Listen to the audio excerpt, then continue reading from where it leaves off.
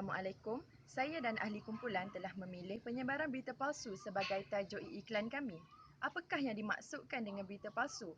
Berita palsu adalah sejenis kewartawanan kuning atau propaganda yang terdiri daripada penyebaran maklumat salah atau olok-olok secara sengaja melalui media sama ada akhbar tradisional, media penyiaran maupun media sosial melalui dalam talian.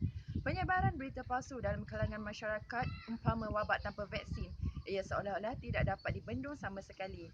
Perkara ini dapat dilihat apabila teknologi digunakan secara berleluasa atau lebih tepat teknologi digunakan menjadi raja dalam kalangan masyarakat kita. Lebih menyedihkan, berita palsu ini menyebabkan orang yang tidak bersalah dipersalahkan dan menjadi tular dalam laman sosial seperti Facebook, Instagram, aplikasi WhatsApp dan lain-lain. Dengan itu, mari kita sama-sama saksikan pesanan khidmat masyarakat ini. Abang. Ni ada berita artis popular meninggal dunia, nak share tak? Betul ke cerita ni? Sekarang ni banyak berita palsu kat media sosial ni. Dah check ke belum? Mana tahu ni ramai dah share dekat Facebook ni. Sebelum kita share dalam media sosial, kita kena pastikan sejauh mana kebenaran berita ni. Bukan apa kita takut nanti kalau kita share, dia boleh menimbulkan masalah pada masyarakat kat luar. Check. Kan kadang-kadang orang share berita ni sebab nak naikkan followers. Seperti kita semua sedia maklum, penyebaran berita palsu membawa kesan kepada segenap lapisan masyarakat. Antara impak negatifnya adalah seperti mengelirukan serta menimbulkan suasana ketidaktenteraman dalam kalangan masyarakat.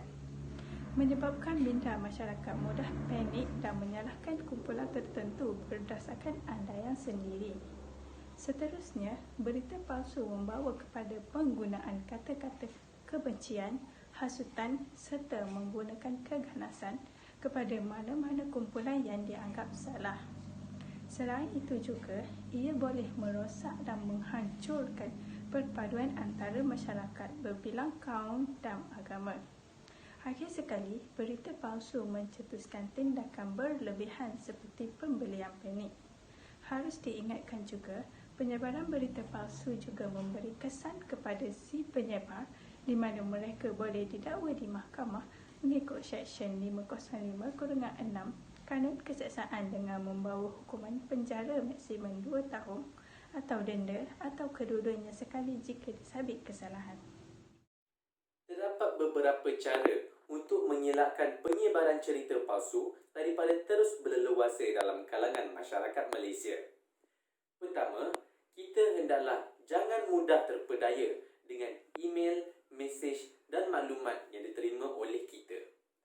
Kedua, kita haruslah memeriksa terlebih dahulu kesahihan email, mesej dan maklumat tersebut. Ketiga, kita patutlah memastikan email, mesej dan maklumat adalah dari sumber yang sahih dan bukannya sumber yang didagui asal-usulnya. Keempat, kita perlulah menyiasat tentang latar belakang pengirim email, mesej dan maklumat ataupun penyebar maklumat yang kita terima.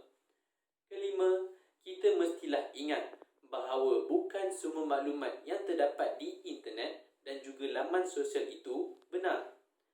Keenam dan akhir sekali, kita sewajarnya tidak berkongsi sesuatu email, mesej dan maklumat sekiranya kita tidak pasti. Kesimpulannya, jika kita berusaha untuk mengelakkan penyebaran cerita palsu daripada terus berlaku dalam kalangan masyarakat, maka kita dapat mengeratkan lagi hubungan silaturahim sesama manusia dan menjauhkan diri kita daripada amalan fitnah, memfitnah dan buruk sangka. Jadi, perkara ini dapat mewujudkan lagi suasana yang harmoni dan tenteram di Malaysia. Justru itu, kami berharap agar budaya ini dapat dihapuskan dengan segera bagi menjamin masa depan yang sejahtera. Sekian, terima kasih.